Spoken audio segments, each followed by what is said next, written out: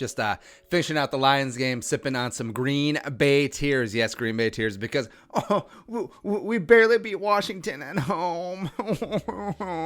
We're coming. We're coming right for your ass. That's right, Green Bay. You better watch it. Get your mug from our friends down at Teespring below. I believe if you order now, you can get it by Christmas. So there you go.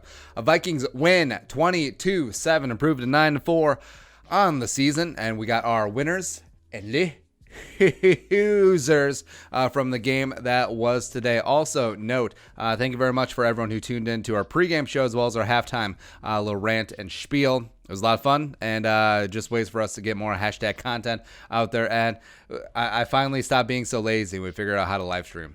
So it's all exciting. So let's get into today. Also, something you should get into is subscribing. Come along for daily Vikings takes. That's right. Every single day. We're out of jail. We're out of YouTube jail. So we're doing it. Also, the drums know that like is already in. Helps new people find the show. Also, fill the comment section with your winners and losers down below. So for us, winner number one, the Zimmer Hellfire defense. They back. Guess who's back? Zimmer's back. Tell a love friend. And yes, all the naysayers would be like, well, that's what you're supposed to do against a bad offense. And yes, you were playing a UDFA rookie quarterback. And yes, you were playing an offensive line that you've made your biatch over and over and over again the last half decade. But also, what were you supposed to do?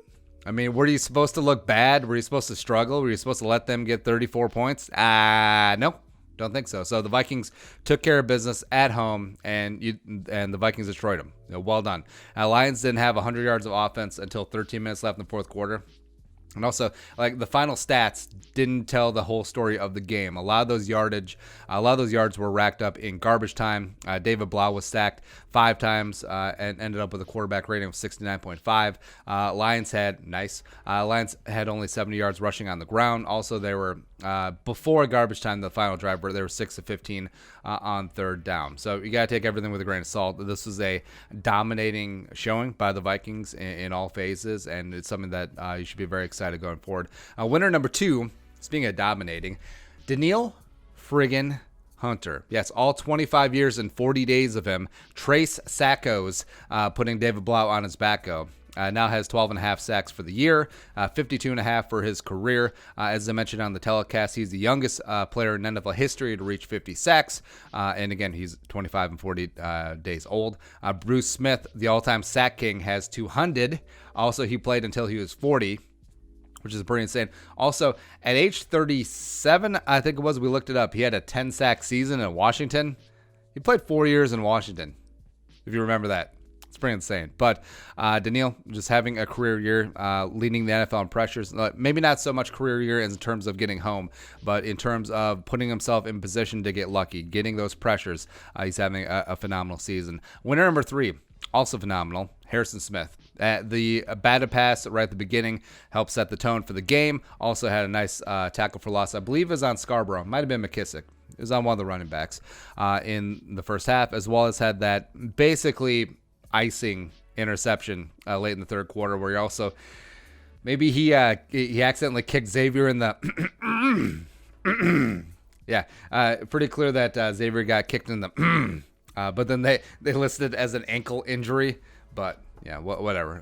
Harrison just yet again another great game, leader on the field, and just phenomenal all the way around. Winner number 4, Dalvin Cook. Yeah, he was a warrior out there, and you could tell that shoulder, that right shoulder / chest, was bothering him. They also mentioned on the telecast how he had switched hands. The hand that he normally carries, that was the right hand, switch over to left hand. Could that have some implications down the line? Could possibly, but you could tell that he wasn't 100%, but he gutted it out, and he turned in a great performance, 18 for 62 and a touchdown. He now leads the league in rushing touchdowns. Screw you, Christian McCaffrey. Go F yourself. And yeah, Dalvin is just, even though he's not 100%, I would have liked to see more Madison out there, even though Madison did have, I believe he had 12 carries or more. But Dalvin just having a really strong game out there today. Winner number 5. Speaking of strong games, Stefon Diggs. And now we had talked about Stefon Diggs. Is he a true wide receiver one? Can he step up without Adam Thielen? Well, he did that today. Stepped up with that long bomb before the half, helped get the Vikings to 17-0 as opposed to 10-0. Great body control on that one. Ended up 6 for 92 on 9 targets. Also was getting Darius Slay and double teamed all day long, but still was able to get loose for a couple of big gains. Also drew a couple of penalties as well, so a big game for number 14. Honorable mention winners into there. So we have the good Kirk. We had some bad Kirk as well today, but good Kirk was okay. 24 of 30, 242, and a touchdown, a 111.4 rating. A don't rock the boat, baby. That's all I need from Kirk Cousins.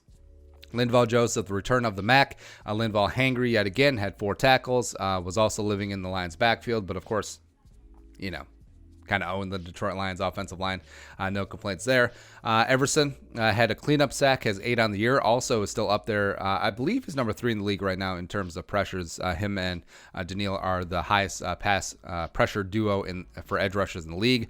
Alexander Madison, the aforementioned Alexander Madison leaping on that catch over that jabroni linebacker. 2 catches, 18 yards, as well as 14 carries for 46. Also, speaking of rookies on offense, BC Johnson, no Adam Thielen, no problem. You know, it's not the busting out game, but he did catch his 3rd touchdown of the season and 3 touchdowns. It's for a 7th round pick. That's pretty damn amazing. And we've talked about, I really love his route running, really love his maturity. I think a couple years in the system, he's got a really bright future ahead of him. Also, Garrett Bradbury, speaking of receivers, had a great game in the trenches, but also caught a pass for negative 4 yards. But, you know, he's in the stat book. There you go. Also, last honorable mention winner, Kyle Jerome Ezekiel Souter. Now, the Lions signed him. You know, Matt Patricia and Bob Quinn is like, oh, we'll get the inside information on the Zimmer defense and all what they want to do on offense. And then Kyle Souter was like, no. I'm going to tell you all the wrong information so that you play badly on Sunday. That's exactly what he did because, Kyle Souter, he bleeds purple. That's right, baby. All right, into the losers. The losers, only a couple from the day. So Riley Reef gave up the GOAT, finally broke the sack streak to Trey Flowers, as well as gave up that Justin Coleman pressure, which forced the Vikings punt early on in the game. Now it's picking nits. Yes, he's coming off of a concussion, but also his play this year has been pretty yeah. And then also, I mean, gotta feel bad for Xavier Rhodes at this point, where it's sort of beating a dead horse, but also he left the game, I believe it was thrice with an injury. You know, Xavier hurt, drink. As well as you saw early on that it wasn't so much that he was benched, but they were playing sides as opposed to Xavier trailing Marvin Jones or Kenny Galladay or whatever. And then also he was getting rotated out until Mike Hughes got hurt. So it was Hughes and Rhodes and Waynes rotating, cycling through. Like this is a middle school team where everyone gets equal playing time. Yeah, that's how far one of the highest paid cornerbacks in the league and former first-team All-Pro has fallen. As well as we saw a little bit of bad Kirk out there today. 4th and 1 before the half. Didn't get the offense set. Jumped the gun. That's on him. As well as almost had the nuclear disaster moment when he was scrambling on 3rd down in the 3rd quarter and threw it right at Tavon Wilson. Like Tavon Wilson would still be running right now. He'd be in Northfield. But fortunately, it didn't blow things up as that could have cracked open the game a little bit. But also, last loser, everyone who had to watch this game instead of Niners Saints. It's rough. I'm watching it right now. Saints are up 46-45. Jimmy G has got the ball at the 25 with 53 seconds left. 3 timeouts. What a great game. This game was not. But your thoughts. Let's know the winners and losers on your list down below, as well as subscribe Daily Vikings Tates, as well as, let's see here. What else? Oh, you want to support the work, pull us on the Venmo, plus give us a follow on social media as well. But until next time, Skull, production value.